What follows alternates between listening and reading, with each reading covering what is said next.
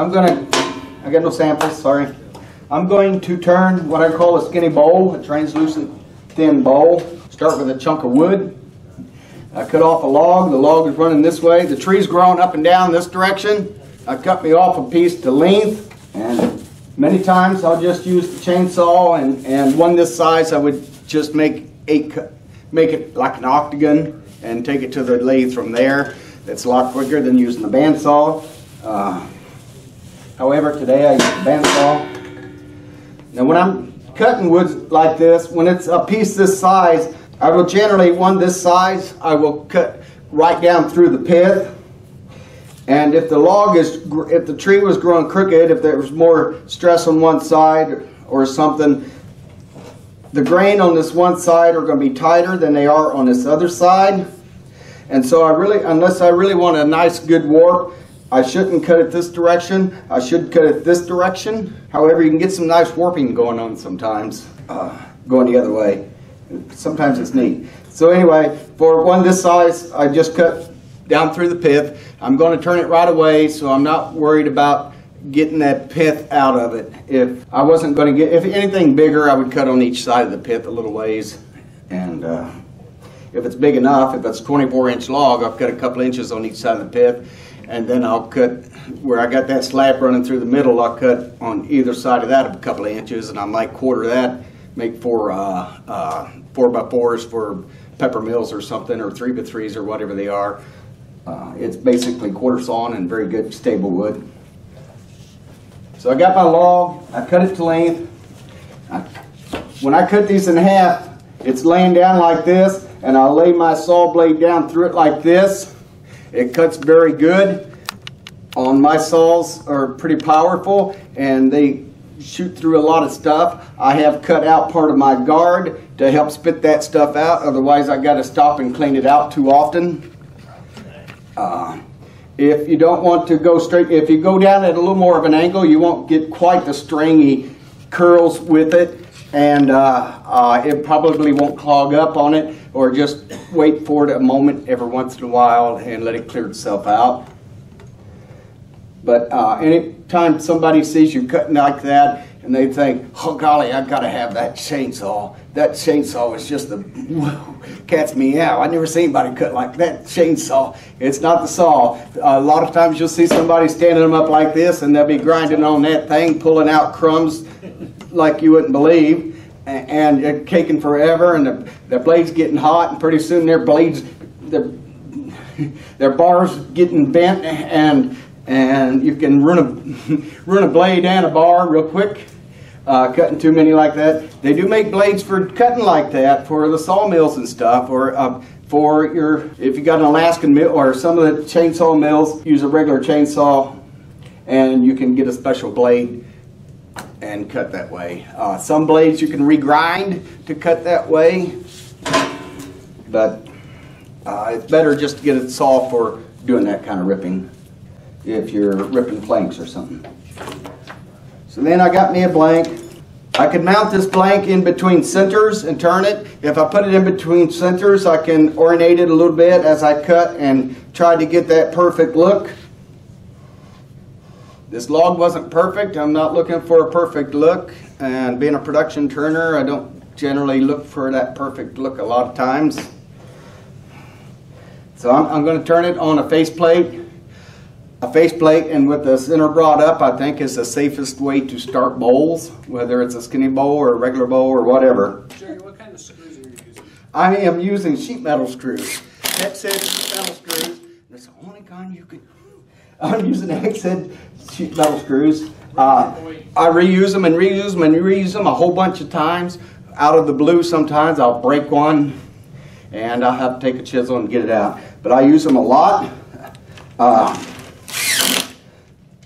A lot of these I've been using and reusing to the point that I should replace them.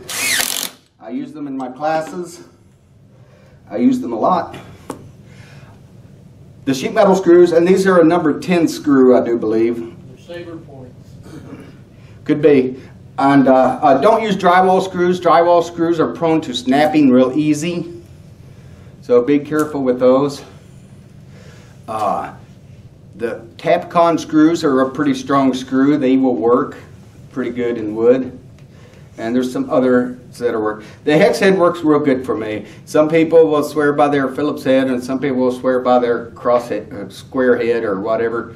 And but the hex head work real good for me. I can get a 50 pack for $4 or $5. I don't know, at Farm and Fleet. Excuse me a moment. I forgot my face mask, but thanks to Harold Mattis, we do have a face mask here. I'm going to utilize this light in a little bit to help me judge the thickness rather than using calipers. I just check my speed back here and start at a low speed and bring it up. With this lathe turned all the way to 0, it will go down to 0. So I can, when I'm using a lathe like this, the Jet and the Powermatic, there may be some others, it's a good habit to get into to turn that down to 0. Because I do my bowl turning in the morning, my rough turning in the morning, and I might be turning pins at 3,500 RPMs in the afternoon. So the next morning I don't want to come out there and put on a big 18-inch blank and turn it on at 3,500 RPM. So it's a good habit to get into turning those down to 0. I'm on the low gear range on this lathe, which maximum speed will be 1,200. My voice come through okay with that on here? Yeah. Okay, thank you. Bring it up a little bit.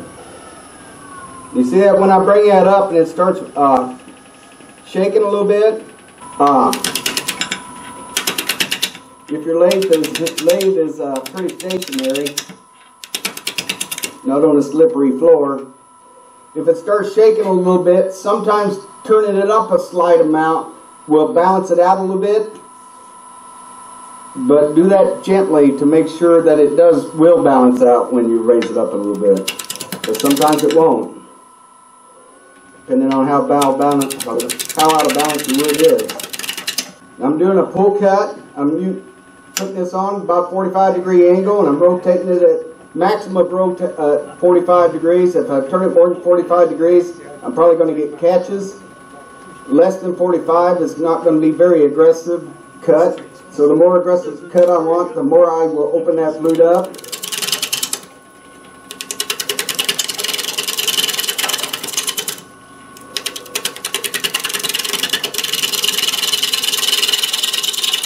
The shape of the bowl that I am making is going to be a conical shape. So I'm going to have a flat wall coming up. So I put my tool rest at that angle that I might get to roughly here.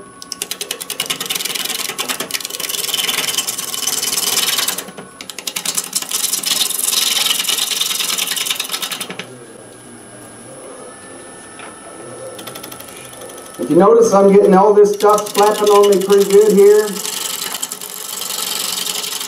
It's a lot of fun to see how far you can throw it that way, but it's that much more area you got to clean up. At home, I have a tarp on a conduit behind me to catch it, so I don't have to block it. And I also have one that I can pull across in front of me as well when I do the insides.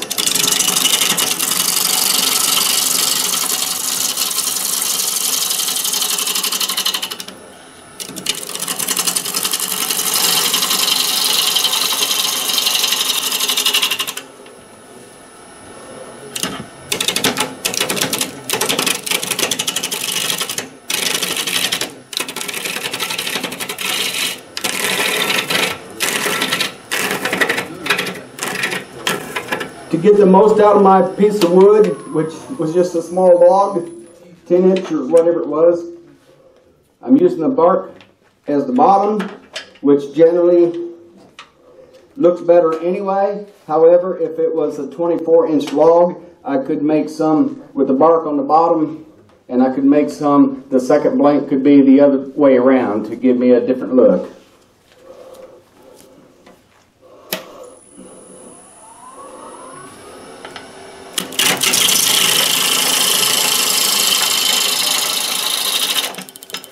For these cuts I'm making on the outside now, I generally just use a body movement for making these.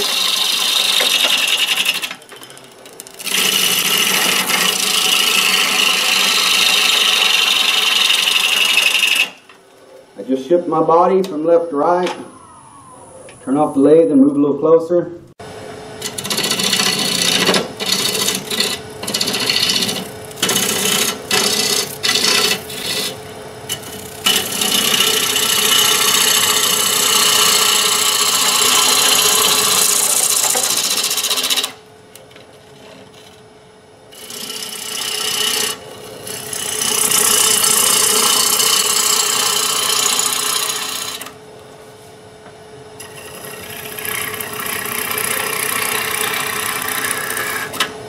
Now when I'm making this shape,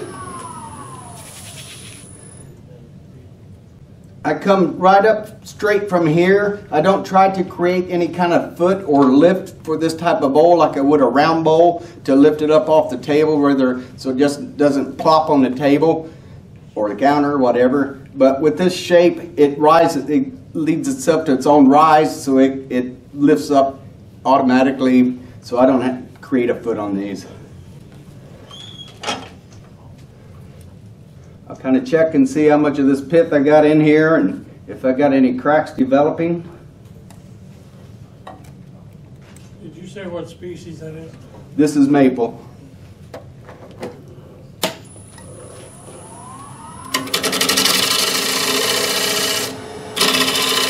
For this top, I got almost a totally closed flute. I've just barely got a gap at this top on this top wing, and I just push this way. I'll just take a quarter of an inch at a time or whatever and just push straight toward the tailstock.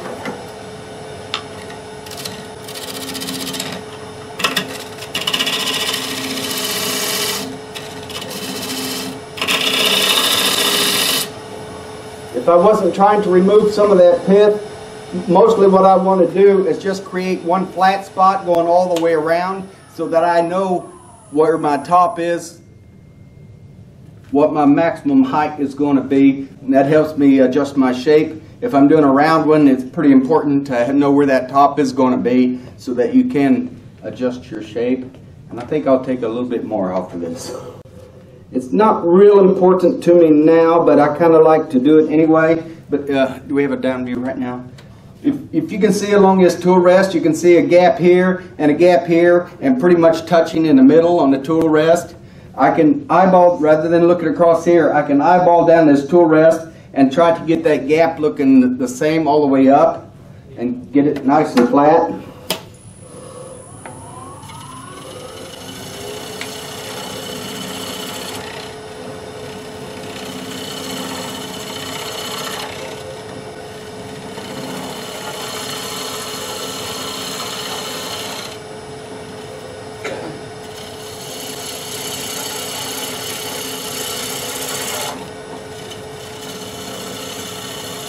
I'm probably going to do this again after I turn it around, so usually I probably wouldn't have done it here.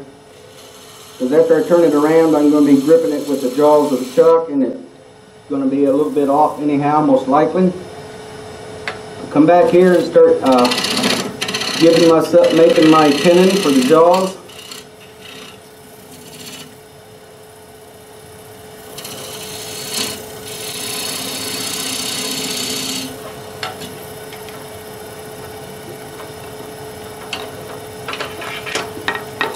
That out of the way.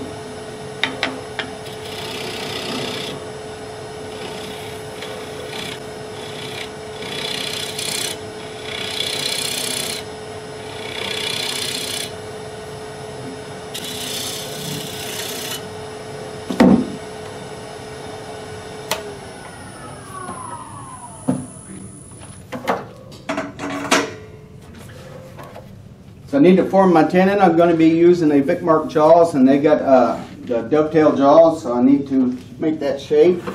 I can use anything to do that with, pretty much. I can use a spindle gouge, works real good. Sometimes the bowl gouge in hand works real good.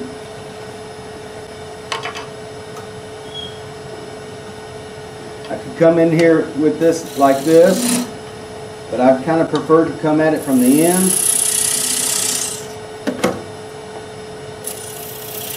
I've raised my tool rest so I can angle this down a little bit.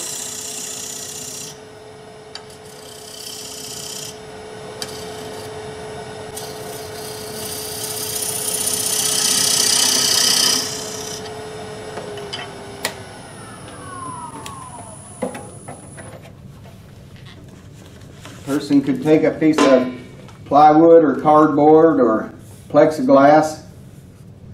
They can make themselves a little card, go, no-go gauge that they can check their tenon size with. This being, one side being the smallest that you could use, and one side the largest that you could use, the opposite side. I pretty much just guess at it. I've got a no-go gauge with my fingers. That don't go and that goes. I can stop and bring my chuck up here and check it out. Hold it on there and see. Now, some of you may have seen me, I cleaned off some wood, extra wood that was on here, and then I remarked that center with my skew because I'm going to need that center again later to cut the bottom off. Okay, so now I can see I'm not bottoming out on my jaws. I don't want to hit the bottom of the jaws. I want to ride on the top surfaces. So that looks pretty decent. Looks like it coves just a little bit there.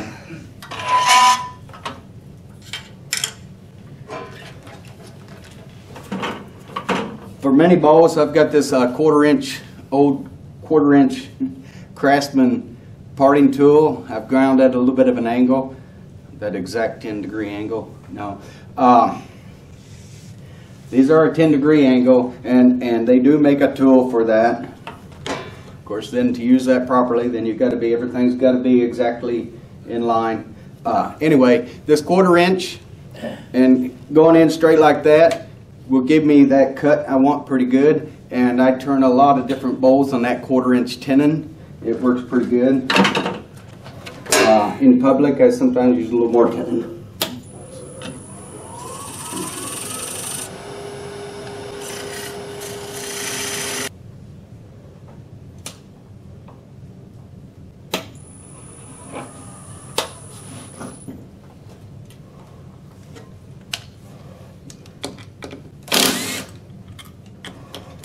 These face plates with 6 screws in them, those 6 screws will hold a lot of things.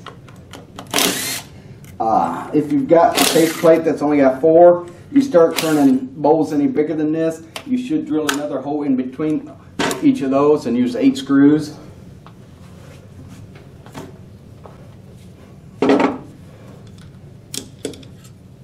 Let gravity work for you. Lay that bowl down and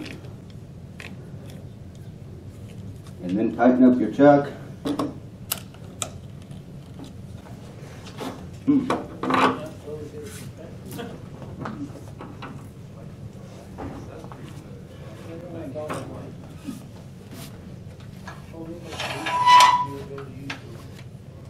Now that I've turned this around, it's going to be a little bit out of round.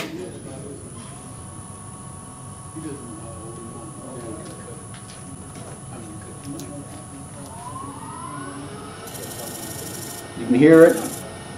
It's not a whole lot. But sometimes it could be. Depends on where you grip those jaws at. If you try to get a quarter of the way around correctly.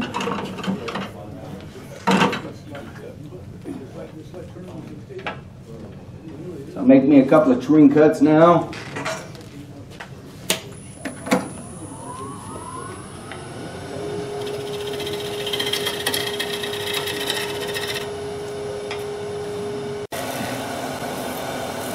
Trying to watch that gap and get it as straight, get it reasonably straight.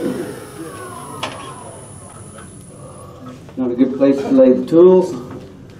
I like to roll off.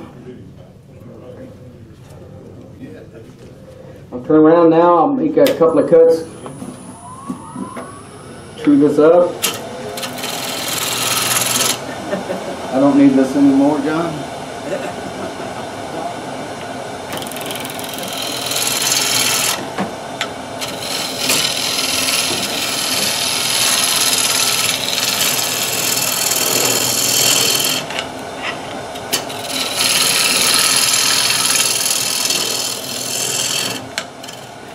It also comes from the inside out.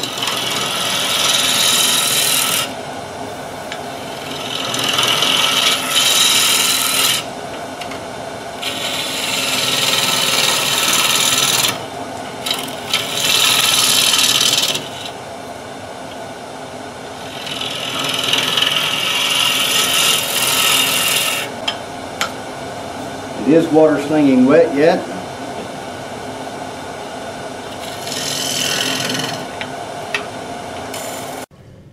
wetter the better for cutting, for making these.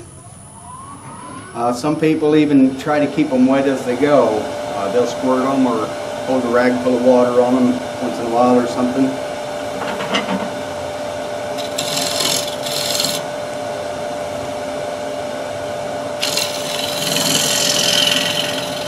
Okay, for cutting this inside, I'll start with it over here a ways, get me a shoulder to ride on, and then I can turn that to as much as 45 degrees. Could go in here pretty purpose-like.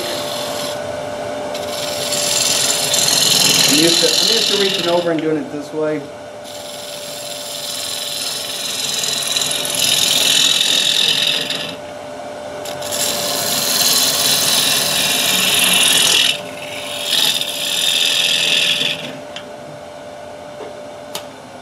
This green wood, I like to check the tenon's tightness once in a while. If you have a catch, check it out. Make sure you don't need to recenter it or retighten it. Turn it around a little bit and retighten it, and then true up your outside again if necessary.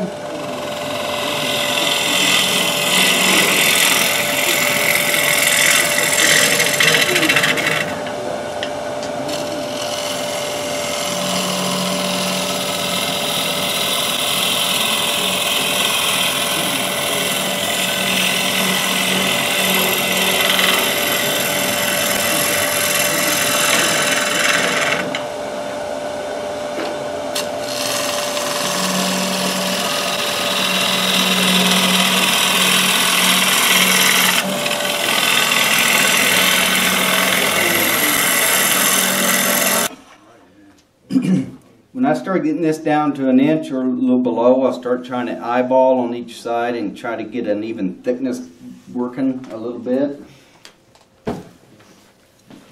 I could check if I wanted to. Oh, look at that, I'm getting deep. Taking out more as I go deeper. Don't want that.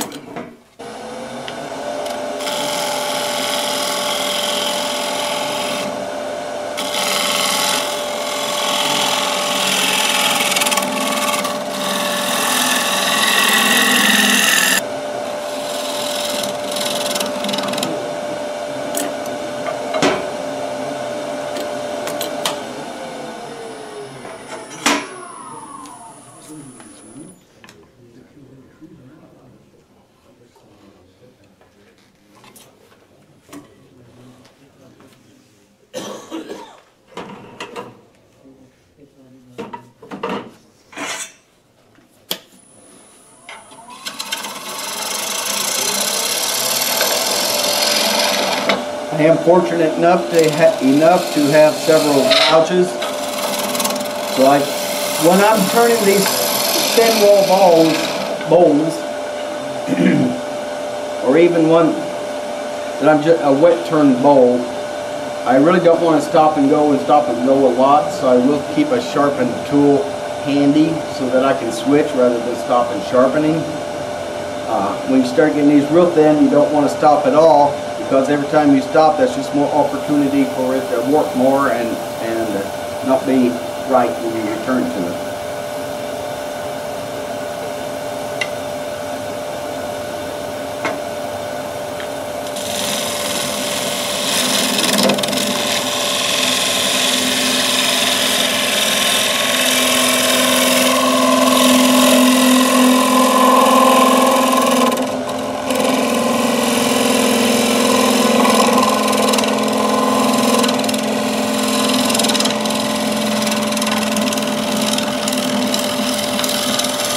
I make these skinny bowls out of about any wood. The light colored woods, you can use the light to judge the thickness as you're cutting. And I might be getting close to that now. I'm a little less than a half of an inch. And you can see a little bit of a glow in there. I don't know how to show it. What? Yeah, show it. Okay. So I can stick it inside. Might show up on the outside too. Not yet. So I can start going by that here pretty soon.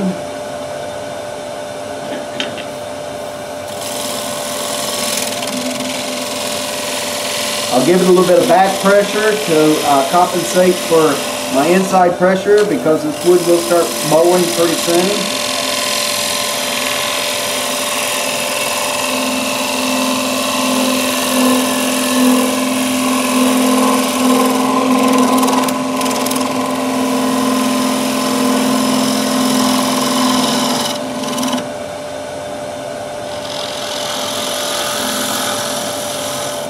But even if I was going to leave it that thickness, I can start using that light for it. I don't know if you guys can see it out there or not. Yeah, you can see the glow somewhat.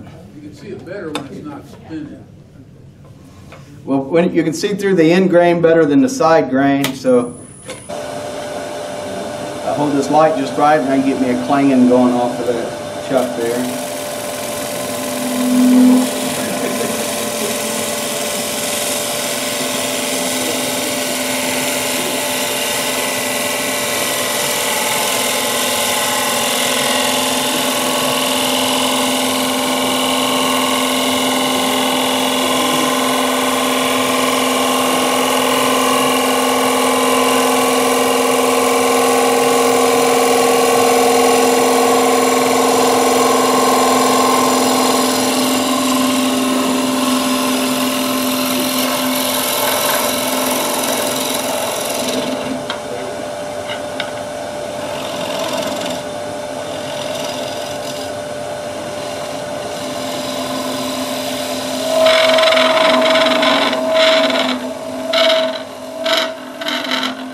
Square up that corner a little bit on the bottom,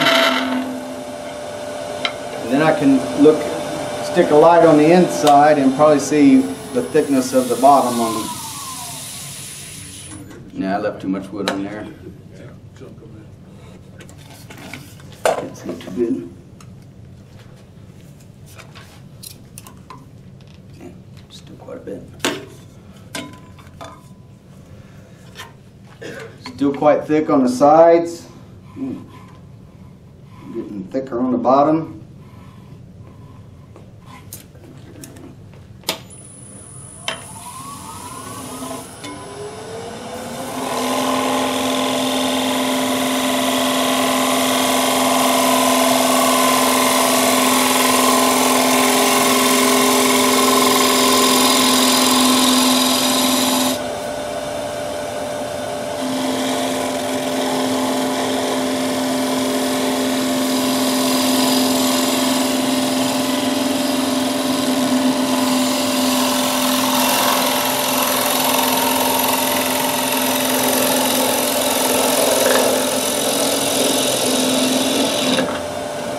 Partway between needing that stump, needing that plant form and not needing it.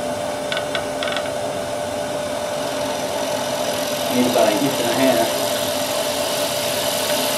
for that.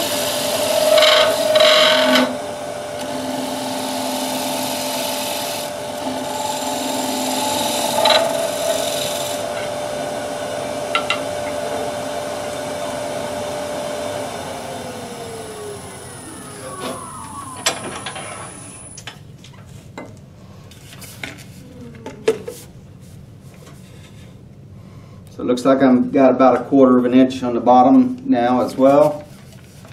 About 3/16 on the side. Sycamore is a good wood for this. Hackberry. Cherry, real good. Cherry and hard maple are terrific.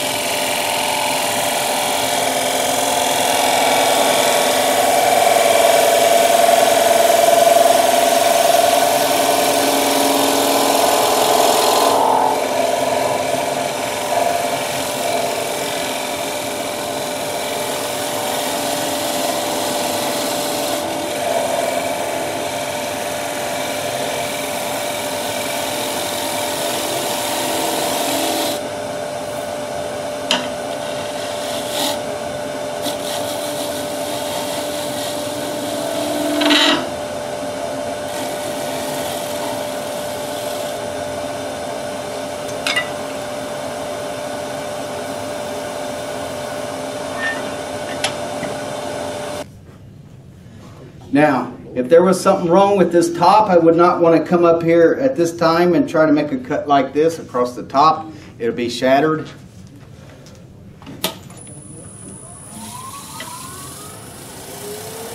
If this gets too hot, I could use some of this.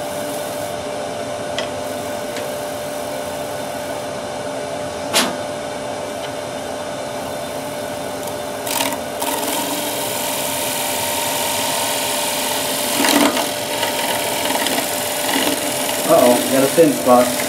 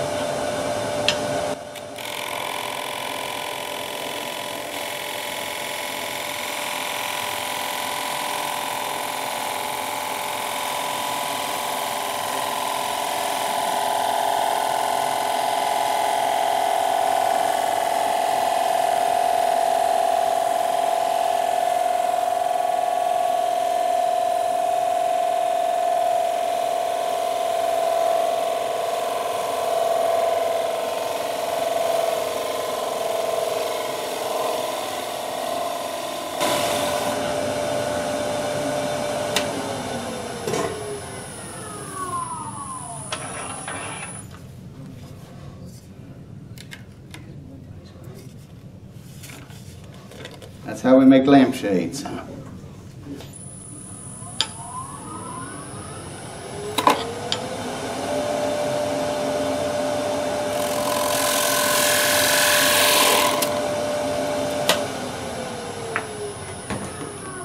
Don't touch that to see if it's as sharp as it looks. It's sharper than it looks.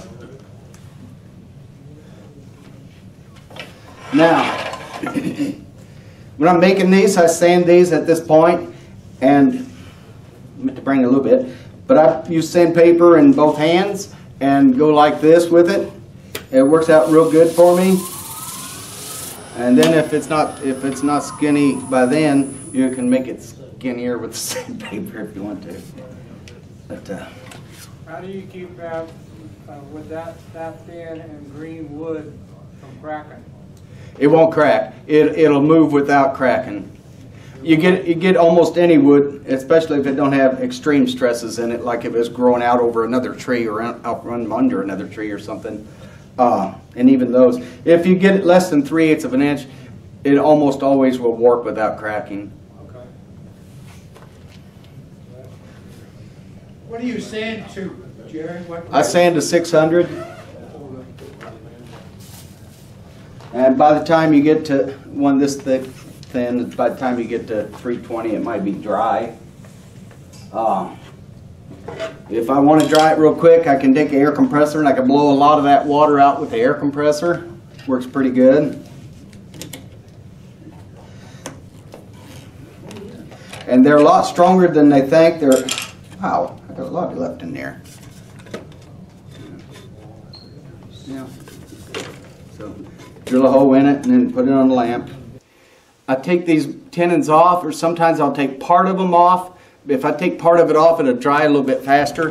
But if I take it off now and sand everything but the little nubbin while it's on that jam chuck, and then take it off and take that nubbin off, and I can sand it some more.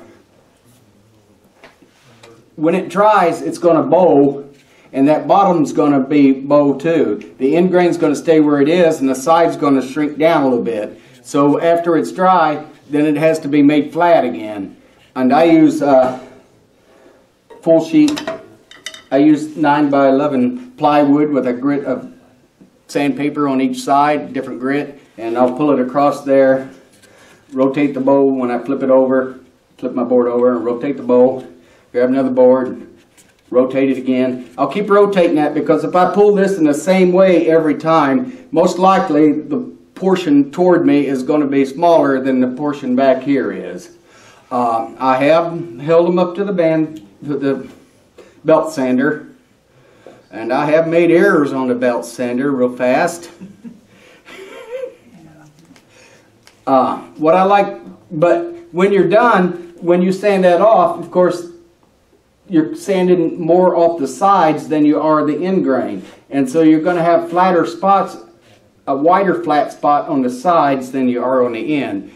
It doesn't seem to bother anybody, but I've gotten into the habit of either taking my tenon off after I'm done, but not scooping out some of this extra wood till I might take off some of this tenon so it'll dry quicker still, but I might leave that nubbin on there so that I can put it back on and then make my final cuts across there and sand, and then sand. Now that's still, it's like hit and miss cutting right at first. We're not talking extreme amounts, but it's like hit and miss cutting. But when you get done and make that, do that, and then sand it, it's still longer on the end grain than it is a side grain. Oh, let me look at there too. But you don't see that because you're doing it on the dry wood. You don't see that it's flatter here than it is on the end grain. More flat spots on the side than there is the end. I boogered that up more than I thought I did, Mike. You can do some piercing on it. I can do that. Carve a swan out of it. Pass that around. But that's how I do a skinny bowl.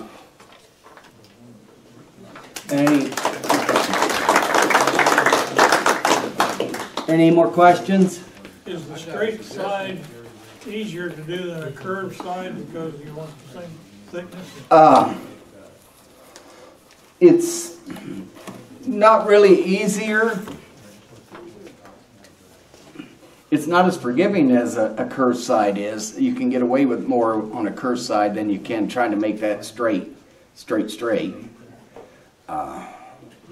I don't know. It became a popular one for me on one of the lathes. When I took the 1220 lathe with me, I'd demonstrate those a lot. I'd take like 3.5 by 7 inch blanks, and if I came up with a 3 by 6 bowl or something, anytime I got done playing with it and showing people stuff, then it was a lot of fun. So straight ones, they're reasonably, I don't know if anything quicker or anything else, but they seem to work real good. More of a modern look. I sell them pretty good. It's not as utilitarian as a lot of my pieces, but I do have customers that use them for salad bowls as well.